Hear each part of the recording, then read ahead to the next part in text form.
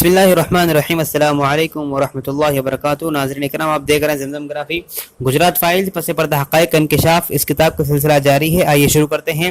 8 باب پورے ہو چکے ہیں اور آج 9واں باب شروع کر رہے ہیں۔ باب نہم، چکرورتی۔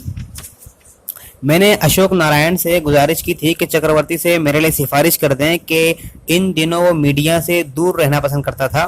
اسی طرح گجرات سرکار سے تعلق رکھنے والے اپنے ہم منصب لوگوں سے بھی دور رہا کرتا تھا۔ وجہ یہ تھی کہ گجرات فسادات کے دوران وہ ڈائریکٹر جنرل آف پولیس تھا، اس لیے میڈیا، بین الاقوامی پریس اور کمیشنوں نے اس کا بہت تعاقب کیا، اس کا بہت پیچھا کیا تھا۔ وہ اپنی بیوی اور 2 بیٹیوں کے ساتھ ممبئی میں واقع پرتکلف نیم شہری علاقے کھار میں سکون کی زندگی گزار رہا تھا۔ جب میں اسے ملنے کے لیے گئی تو پانی کو گھر ہی پر چھوڑ دیا، یا پانی وہی لڑکی جو باہر ودیش کی تھی۔ جب میرے اہل خانہ میتھلی کے بجائے نمی کہہ کر پکارتے تو پانی بھوچکا رہ جاتی۔ میں نے اسے بتایا کہ میرا عرفی نام ہے، لیکن جب بھی میں پانی مجھے میتھلی کہہ کر پکارتی تو میری ماں کو بہت برا لگتا۔ ایک روز جب میں باورچی خانے میں اپنے اور پانی کے لیے ناشتہ تیار کر رہی تھی تو میری ماں نے کہا کہ تم اپنے آفس میں جو بھی ڈرامہ کرتی ہو یا کردار نبھاتی ہو اس کو گھر تک لانے کی کیا ضرورت ہے؟ یہ گھر ہے، کوئی تھیٹر تو ہے نہیں۔ صاف لگ رہا تھا کہ وہ ناراض تھی۔ وہ میرا نام کی تبدیلی سے نہیں بلکہ اس حقیقت سے پریشان تھی کہ میں ان دنوں خطرات کے سائے میں جی رہی ہوں۔ ایک بار میں نے ان کو اپنے کمرے میں دیکھا کہ وہ میرا کرتا اپنے ہاتھ میں لیے رو رہی ہیں۔ پھر کہنے لگی کہ ان کے لیے تمہیں راستے سے ہٹا دینا بہت آسان ہے۔ سنو، مجھے برے خواب نظر آتے ہیں کہ ٹرک نے تمہیں کچل دیا ہے، یا وہ سانپ جس کے ساتھ تم اس ویران گھر میں رہتی ہو اس نے تمہیں ڈس لیا ہے۔ میں ہنسنے لگی، ان کو گلے سے لگایا اور ان کے ڈھارس بندھائی کہ مجھے کچھ نہیں ہوگا، لیکن پھر وہ سسکتی رہی۔ میں نے باندرا کے لیے ایک ایسی بس پکڑی جہاں سے آٹو لے کر مجھے کھار جانا تھا۔ چکرورتی وہیں ایک مشہور اسکول کے قریب رہتا تھا۔ اسی عمارت میں ایک مشہور ڈاکٹر بھی رہتے تھے، اس لیے مقامی لوگ اس عمارت سے اچھی طرح واقف تھے۔ چکرورتی خود میرا استقبال کر کے مجھے اپنے گھر میں لے گیا۔ اپنی خوبصورت بیوی سے، جس کا تعلق شاہی گھرانے سے تھا، میرا تعارف کرایا۔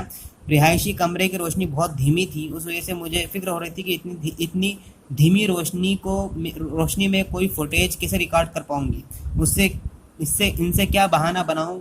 کیا ان سے کہوں کہ ٹیوب لائٹ آن کر دیں؟ چکرورتی نے مجھ سے میری امریکہ کی زندگی کے بارے میں پوچھا اور ان کی بیوی نے بتایا کہ ان کی بیٹی اداکارہ یعنی ایکٹریس بننے کا شوق رکھتی ہے اور اس وقت وہ امریکہ ہی میں رہتی ہے۔ ساتھ ہی انہوں نے مجھے اس بات کے لیے آمادہ کیا کہ میں ان کی اداکارہ بیٹی کے ساتھ رابطے میں رہوں یا کانٹیکٹ میں رہوں، کیونکہ ان کا ماننا تھا کہ ہم دونوں اچھے دوست بن سکتے ہیں۔ ان کی دوسری بیٹی بھی تھی جو گھر میں تب داخل ہوئی جب میں مسز چکرورتی کے ساتھ باتوں میں مشغول تھی۔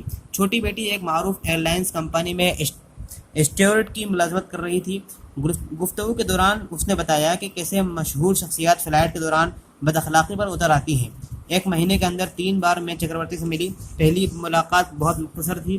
اس ملاقات کو میں نے شوٹنگ کی تفصیلات بتانے، وہاں کے مختلف کمہاروں سے ملنے اور گجرات کے مشہور اتریان فیسٹیول میں جانے کی باتیں بتانے تک ہی محدود رکھا۔ مسز چکرورتی کو اس لذیذ تندوری پنیر کے بارے میں بتایا جو ان کی سہیلی اور اشوک نارائن کی بیوی نے ایک بار دعوت میں مجھے کھلایا تھا۔ مسز چکرورتی جلد ہی میرے ساتھ مانوس ہو گئی، یعنی گھل مل گئی۔ اپنی ساڑیوں کا کلیکشن اور فیملی کی تصویریں مجھے دکھائی۔ وہاں سے نکلتے وقت میں نے اگلے ہفتے دوبارہ ان کے یہاں آنے کا وعدہ کیا اور حسب وعدہ میں ان سے ملنے بھی گئی۔ اس بار مسز چکرورتی کے لیے پیڑے کا ایک ڈبہ ساتھ لے گئی۔ انہوں نے کافی کے ساتھ پرتکلف ناشتے سے میرا استقبال کیا، لیکن چکرورتی کی چپی اب تک نہیں ٹوٹی تھی۔ اس نے اپنی دنیا چند ملاقاتیوں اور دوستوں تک محدود کر رکھی تھی۔ اس کے زیادہ تر دوست پیشہ ور تھے۔ اس کی بیوی نے بتایا کہ چند موقعوں پر جب وہ احمد آباد گئے تو وہاں ان کو بڑی بیگانگی کا احساس ہوا، یعنی اجنبیت کا۔ ان کے شوہر ایک راست باز شخص ہیں، لیکن اس کے باوجود ان کے ساتھ ایسا سلوک کیا گیا جیسے کوئی باہری شخص آیا ہو۔ اس کی باتوں کے شوقین بیوی سے گفتگو کرتے ہوئے مجھے ٹھیک اندازہ ہو گیا کہ چکرورتی کی خاموشی کو کیسے توڑا جا سکتا ہے۔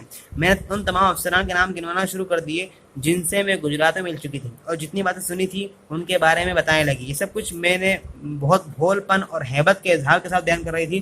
چکرورتی کی خاموشی کو توڑنے کے لیے یہ طریقہ کار آمد ثابت ہوا۔ اس سے پہلے کہ چکرورتی کے ساتھ ہونے والی گفتگو کے بارے میں لکھوں، گجرات کے اخبارات کی سرخیوں کے متعلق بتانا ضروری ہے جو اس وقت ظاہر ہوئی جب مین اسٹریم میڈیا نے چکرورتی پر الزام عائد کیا کہ وہ ایک ایسا نااہل ڈائریکٹر جنرل ہے جو فرقہ واریت کی اس آگ پر قابو نہیں پا سکا۔ اس نے گجرات کو 2002 میں اپنی لپیٹ میں لے لیا تھا۔ جب میں اسے ملی تھی ان دنوں میں بھی وہ سرخیوں میں تھا۔ ان دنوں میں بھی وہ سرخی میں تھا اور مختلف اخبارات میں شائع اس رپورٹ کی تردید کر رہا تھا کہ سنجیو بھٹ اس میٹنگ میں موجود تھا جسے نریندر مودی نے 27 فروری 2002 کو بلایا تھا۔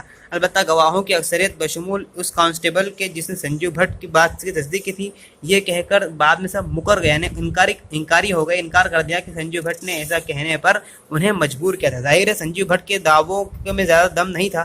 البتہ اسی سال SIT انکوائری افسر اے کے ملہوترا نے میٹنگ میں 8 لوگوں کی موجودگی تصدیق کر دی۔